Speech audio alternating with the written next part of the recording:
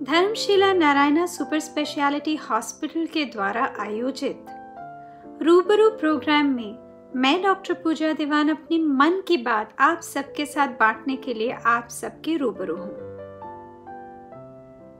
रूबरू प्रोग्राम के नीचे एक टैगलाइन है, द स्टार्स मीट।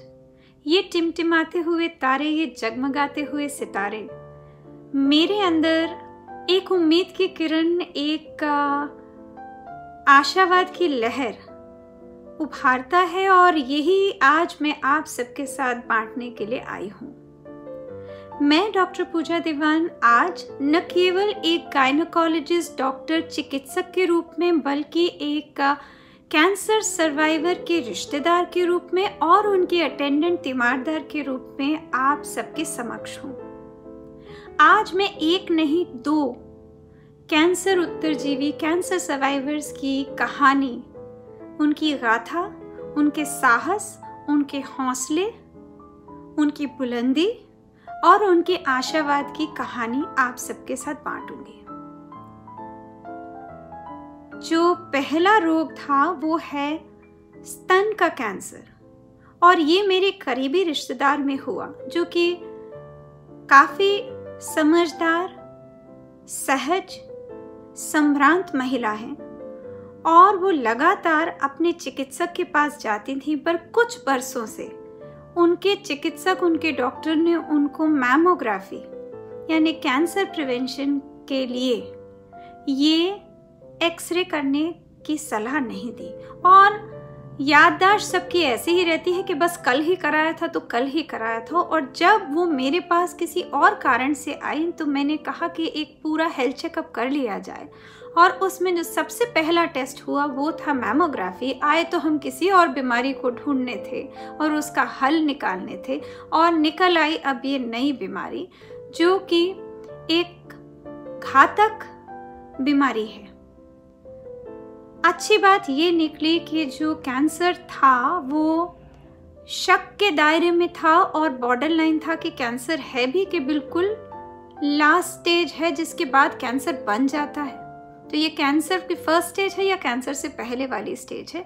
और फिर उनकी अच्छी बात ये रही कि उन्होंने उसी वक्त उस पे तवज्जो दी और वो जो स्तन का टिश्यू था केवल वो निकाला। उनको कोई गांठ नहीं थी, उनको कोई तकलीफ नहीं थी, कोई चमड़ी में बदलाव नहीं थे, न स्तन के आकार में कोई बदलाव उन्होंने देखे थे, न कोई उनके निप्पल से कोई पानी या खून कुछ आ रहा था।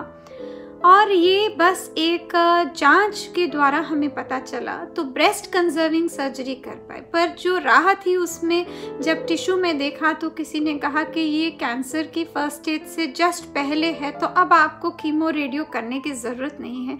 पर जब उनकी स्लाइडों को फिर से पढ़ा गया तो पता चला ये तो स्टेज 1 है और अब आपको फिर से ऑपरेशन कराना पड़ेगा ये देखने के लिए कि ये आपकी बाह के नीचे एक्जिला में जो लिम्फ नोड्स है वहां तक फैला है या नहीं। तो दूसरी प्रोसीजर भी हुआ। हिम्मत चाहिए। अच्छी बात ये निकली कि उसमें वो फैला हुआ नहीं था। तो आगे अब कीमोथेरेपी नहीं करानी, केवल रेडियोथेरेपी करानी। तो अगर आप उम्मीद की लहर देखते जाएं तो आप ये कह सकते हैं कि चलिए मुझे अगर ब्रेस्ट कैंसर हुआ भी और मैं तो जाती थी और डॉक्टर ने कहा नहीं या मैंने जाके कराया नहीं, पर कम से कम मैं ब्रेस्ट को कंजर्व कर पाई, ब्रेस्ट को बचा सकी और मुझे कीमोथेरेपी की ज़रूरत नहीं पड़ी और रेडियोथेरेपी से ही बात निपट गई। और इस स्टेज कैंसर के साथ 10 साल में का जो सर्वाइवल रेट कैंसर पेशेंट्स में देखा जाता है वो करीब 85 से 92% तक होता है। और आज इस बात को 2 साल बीत चुके हैं और जितनी भी जांचें करी हैं वो सब सही हैं। मरीज की उम्र भी 70 साल के करीब की है। तो अब वो काफ़ी आशावादी हैं कि वो स्वस्थ जीवन बिता पाएंगे। और दूसरे मरीज जो हैं वो पुरुष है और उनकी उम्र 65 साल की है और वो ब्रेन कैंसर की तकलीफ से पीड़ित हुए।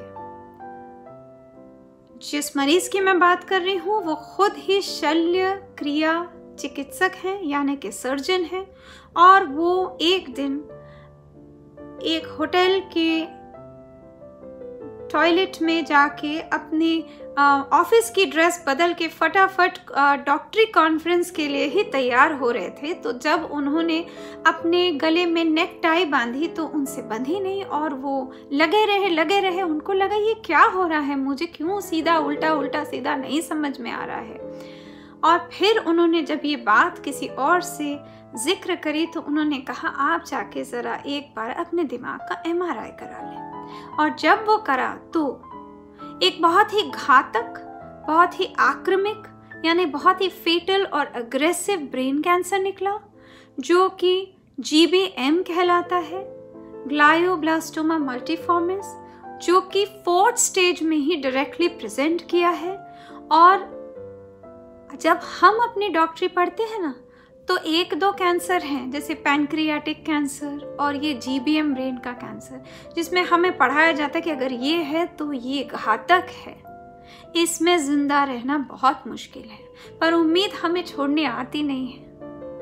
तो हमने जाके उनके ब्रेन की सर्जरी कराई और खुदा की नियामत थी और डॉक्टर की कला थी, उनका शफा था, साइंस की एडवांसमेंट थी कि उनकी ब्रेन की सर्जरी के बाद भी वो ऑपरेशन शल्य क्रिया कर सके, अपनी रोजी रोटी कमा सके। इस कैंसर में 15 महीने का आम तौर पे सर्वाइवल जिंदगी दी जाती है। 15 महीने तक वो कीमोथेरेपी की गोली खाते रहे और उन्होंने अपनी जो रेडियोथेरेपी पहले 1-1.5 महीने में करानी थी उन्होंने कराई। उसके बाद फिर से उसका अटैक हुआ, आगाज हुआ और फिर से MRI हुआ और फिर से सर्जरी हुई और आज वो दुरुस्त हैं और उम्मीद की किरण लेकर चल रहे हैं। मैं मानती हूँ कि उनको कुछ महीने दिए गए हैं, पर अगर हम जूझेंगे नहीं तो हम कैसे उस पे जीत पाएंगे। हार आघात तो होता ही है, जीत भी मिलती है। अगर आप मेरे ये जो मैंने आपको कहानी बताई, ये कहानी नहीं जिंदगी है, ये फलसफा नहीं सच है।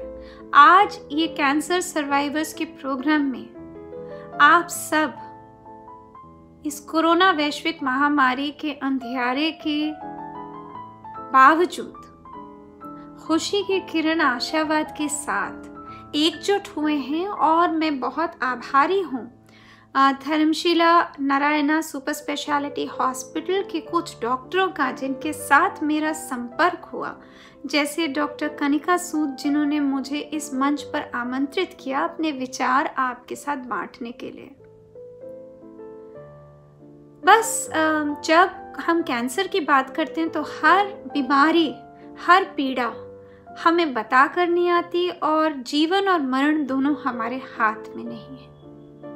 फिर भी जिस कैंसर में हम बचाव के लिए अपनी स्क्रीनिंग कर सकते हैं, प्रिवेंशन कर सकते हैं, जैसे कि सर्विक्स का बच्चेदानी के मुंह का कैंसर, जिसे कि सर्वाइकल कैंसर बोलते हैं, या neck of the वूम, mouth of the वूम का कैंसर कहते हैं, या ब्रेस्ट कैंसर, स्तन का कैंसर, इसमें तो स्क्रीनिंग है।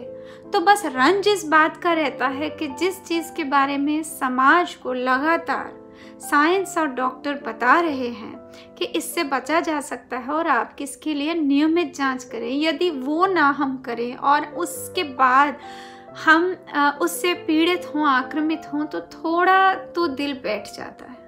पर दूसरी तरफ जैसे ब्रेन का कैंसर मेरे परिवार में हुआ, उस पे तो किसी का हाथ नहीं था और कोई रोक भी हम नहीं लगा सकते थे, कोई प्रिवेंशन नहीं थे, और पहले ही लक्षण पे, सिम्टम पे, साइन पे हमने जाके डॉक्टरी सलाह ली। तो मैं यही कहना चाहूँगी जाते जाते कि हमें सकारात्मक रहना पड़ेगा, पॉजिटिव रहना पड़ेगा। जितनी जीवनी है उसको हमें जीवित रखना पड़ेगा। हर अंधेरे के बाद रोशनी होती है। अगर हम ही उम्मीद की किरण छोड़ देंगे तो हमारा साथ कौन देगा। आप अपने को जीवित रखें, सजीव रखें, जागरूक रखें। मेरी तरफ से आप सबको अत्यंत स्वास्थ्य की शुभकामनाएं। बहुत बहुत नमस्कार।